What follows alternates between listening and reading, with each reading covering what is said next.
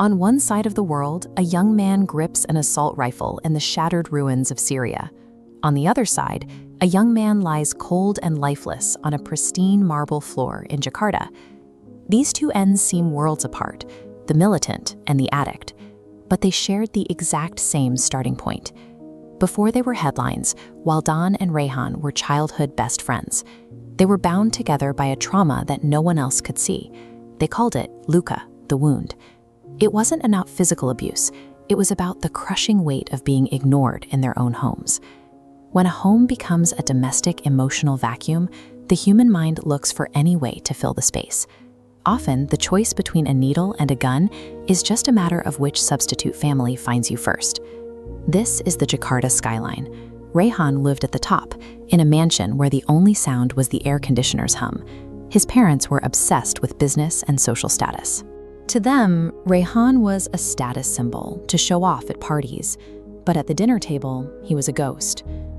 Wilden's home was more modest, but the atmosphere was just as cold. He was physically present, yet emotionally, he lived in a different time zone. Every day was a comparison. Why aren't you smart like your brother? Why are you such a disappointment? To his mother, he wasn't a son, he was a failing grade. When a child grows up without being seen, they become an empty vessel, waiting for something, anything, to give them a sense of weight. By the time they were teenagers, the silence in their houses had become unbearable. They both started looking for a place to finally belong. Rayhan found his substitute in Jakarta's club scene. He didn't start using narcotics for the high. He started using them because, for the first time, the noise in his head finally stopped. He surrounded himself with strangers who only knew his money, but at least they noticed when he walked into the room. Weldon went the other way. He found his family in radical jihadist forums online, where strangers told him he was a soldier for God. He believed that if he died in Syria, he would finally be an achiever. He thought his martyrdom would be the only thing that could actually make his mother proud of him. Whether it was the needle or the rifle, they were both looking for the same thing, a family that didn't look at them like a mistake.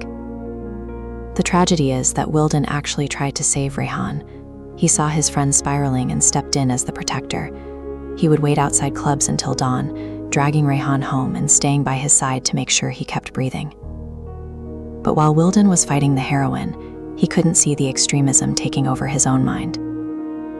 You cannot pull someone out of a fire when you are secretly setting yourself ablaze just to feel the warmth. Eventually, the silence won. Rayhan suffered a fatal overdose, dying alone in the mansion that had ignored him for 21 years. His caretaker found him. When the news reached Waldan, the only person who had actually tried to look at Rayhan was gone. Rayhan left a note. It wasn't for his parents. It was for the friend who had stayed outside the clubs. He thanked Waldan for being there. Then he left a final, haunting instruction. Pulanglah sebelum mati. Go home before you die.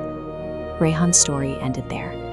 It proved that all the money in the world is useless if a child feels like they don't even exist in their own home. Broken by the loss, Waldan finally chose his exit. He traveled to Syria, training to be a sniper and a suicide bomber. But those 4 words, pulang sebelum mati, stayed with him. Even in the middle of a war, they were a reminder that he still had a home to find, even if it wasn't the one he grew up in. It was that memory that eventually led him to surrender. We spend millions on security and surveillance to stop the next militant or the next overdose. But Wilden and Rayhan's lives suggest that the real work happens much earlier, the moment a child looks for their parents and actually sees them looking back.